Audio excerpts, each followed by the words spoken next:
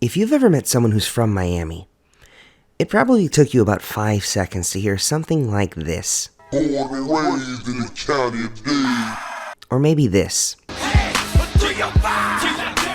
Miami is best known as a city, but the concept of Miami is bigger than the boundaries of that city. The county, Dade, defines its people, defines its culture, defines its identity. But what is Miami-Dade? What is the 305?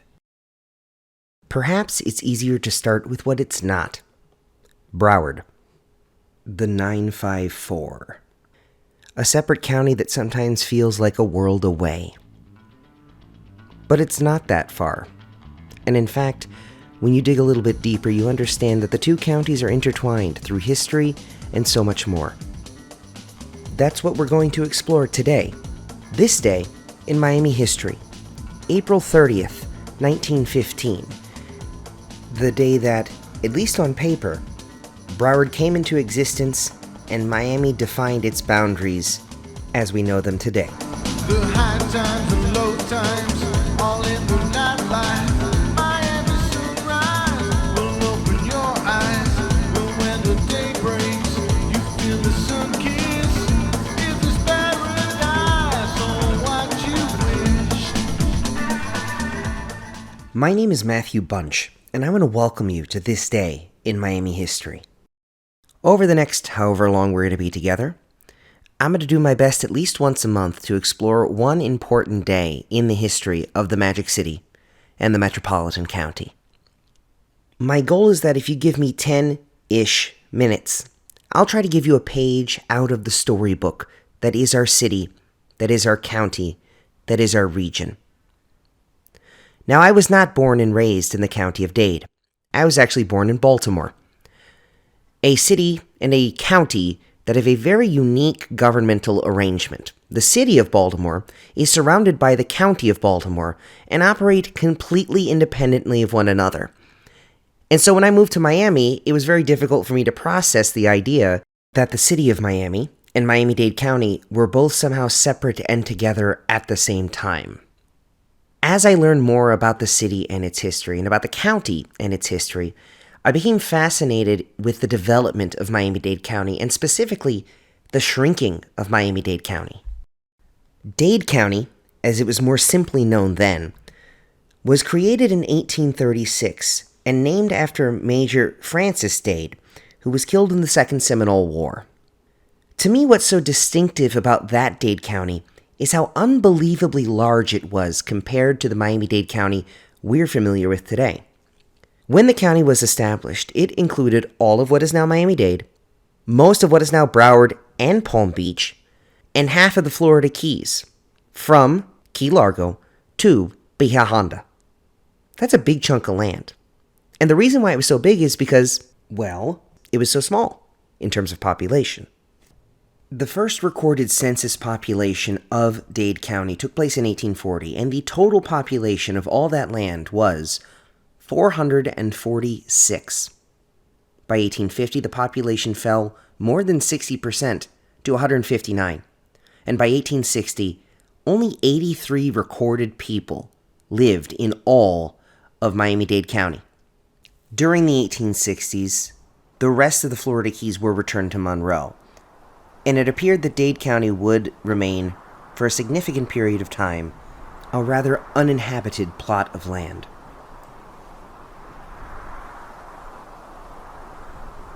As you can imagine, it won't remain that way forever.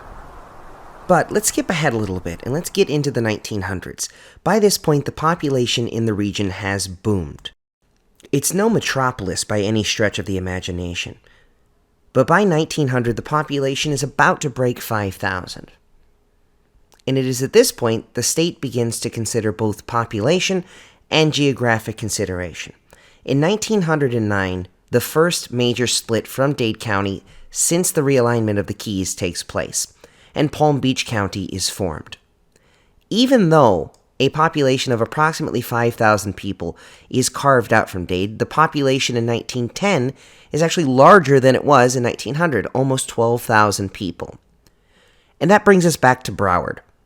This Broward split seemed like the perfect starting point for this podcast because it is really the setting of the boundaries that South Floridians know today.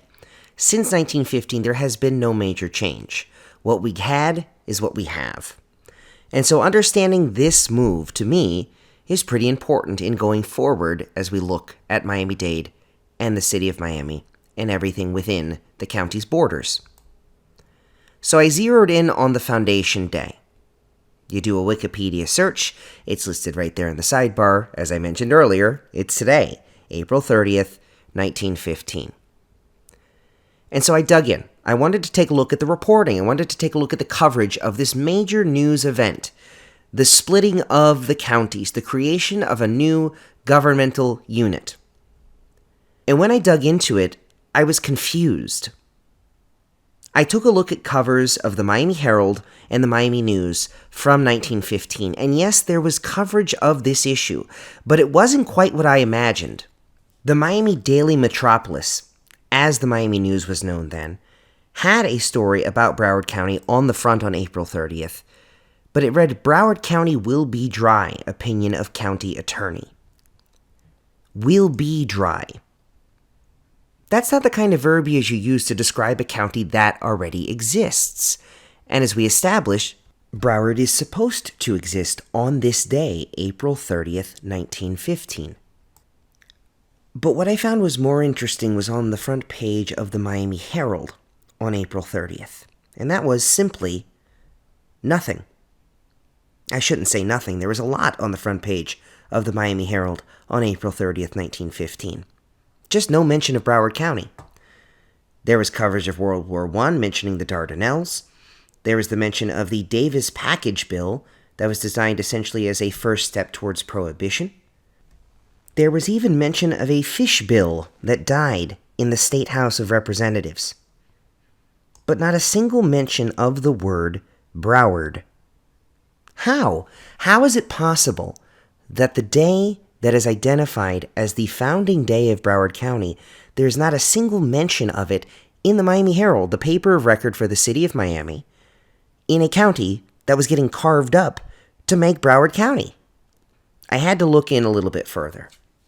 What I found is that the creating of a new county out of an old county creates all kinds of headaches, and those headaches take time to resolve. And the simple answer was Broward County didn't come into existence on April 30th, 1915. It came into existence on October 1st, 1915. In fact, that's exactly what the law says. Reading now from the General Acts and Resolutions adopted by the Legislature of Florida at its 15th regular session under the Constitution of A.D. 1885. Specifically reading Chapter 6934, an act providing for the creation of Broward County in the state of Florida and for the organization of government thereof. The very last part of the law, Section 23, states this act shall take effect and be in force from the first day of October, 1915. Approved April 30th, 1915.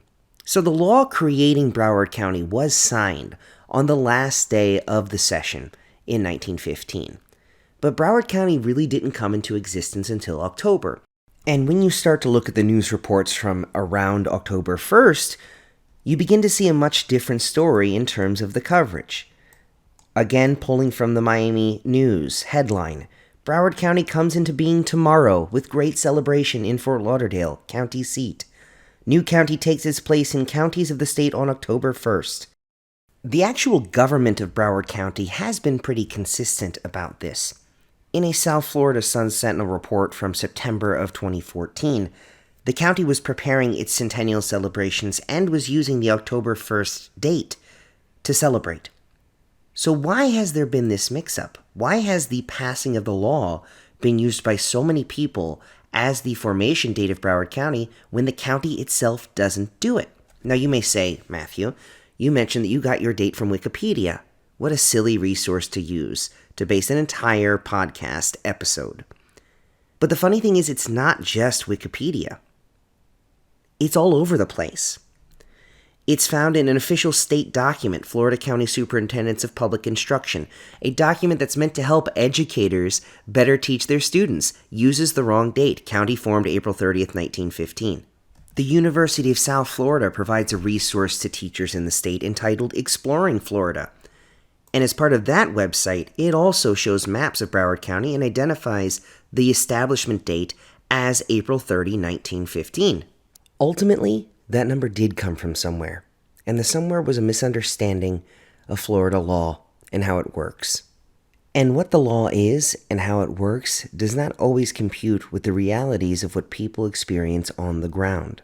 Even though Broward becomes an official county finally on October 1st, 1915, there are still matters to resolve. In fact, it's not until February 3rd, 1916 that this headline appears in the Miami Herald. Dade and Broward counties agreed on their divorce, settlement of all matters by commissioners in joint session.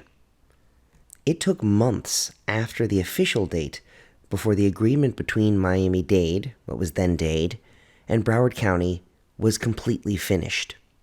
How appropriate that between Dade and Broward counties, the local rivals, it's Broward that arrives on Miami time. The last little interesting bit I took away from my digging into the coverage of this news event was the Herald's coverage of the day of official separation, October 1st. The news coverage doesn't actually appear until page 6, which certainly means that October 2nd, 1915, was the first time a Broward resident sought to contact the Herald, complaining that they didn't get the coverage that they wanted for their neck of the woods. But the other thing I found interesting was actually a little bit before that, on page 3, not in the news section, but in the sports section.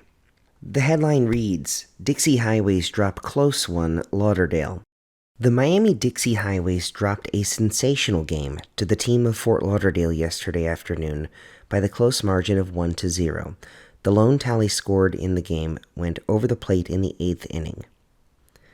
The last paragraph of the story reads, the loss of the game yesterday does not lose the title of Dade County Championship to Fort Lauderdale. As Fort Lauderdale is now in Broward County, the Dixie Highways maintain the title of champions of Dade County, although this may be disputed by Homestead. It left me thinking, is there some title, some trophy, some plaque, somewhere in Broward, from a team long gone by, in a league long gone by, that would remain the ultimate souvenir of the separation of these two counties, and the ultimate beginning of the friendly and sometimes unfriendly rivalry between the two? I guess we'll never know. But what we do know is that's the end of our show. First off, I want to thank you for listening, taking the time out of your day to check things out. I want to thank the band King Elizabeth for their track Miami Sunrise, which is the theme song to our show. I want to credit the Miami Herald and the Miami News Archives for their incredible resource of information that I've been able to pull from.